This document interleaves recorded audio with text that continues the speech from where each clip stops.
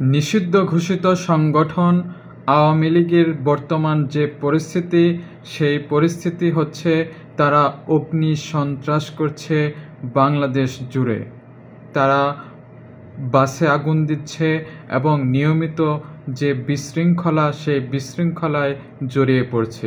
আওয়ামী লীগের 17 বছরের যে শাসনামল, সেই শাসনামলের যে পুনরাবৃত্তি করতে চাচ্ছে তারা, কিন্তু বাংলাদেশ সরকারের প্রশাসন এদিকে খুবই দৃষ্টি রেখেছেন যাতে জনদুর্ভোগ না হয় এবং প্রত্যেক সাধারণ মানুষের চলাফেরা যেন স্বস্তি হয়, সেদিকে লক্ষ্য রেখেই তারা কাজ করছে। সেই আওয়ামী লীগের যে মূল হোতা, সেই শেখ হাসিনা ভারতে পালিয়েও তার ক্ষান্ত হননি।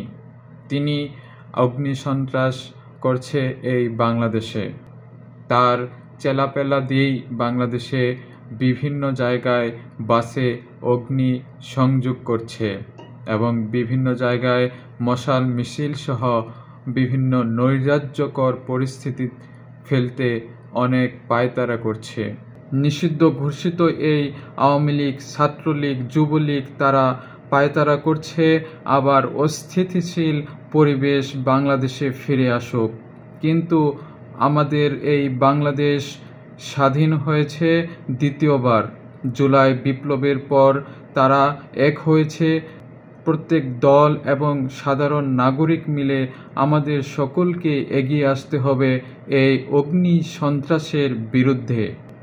রুখে দাঁড়াতে হবে তাদের এই কর্মকাণ্ডের বিরুদ্ধে। তবেই আমাদের দেশটা ফিরে আসবে স্বস্তি। যতই তারা লকডাউন দিক, যতই তারা উচ্ছৃঙ্খলতা করুক, কিন্তু আমরা যারা স্বাধীনতা প্রেমী তাদেরকে হটাতে পারবে না।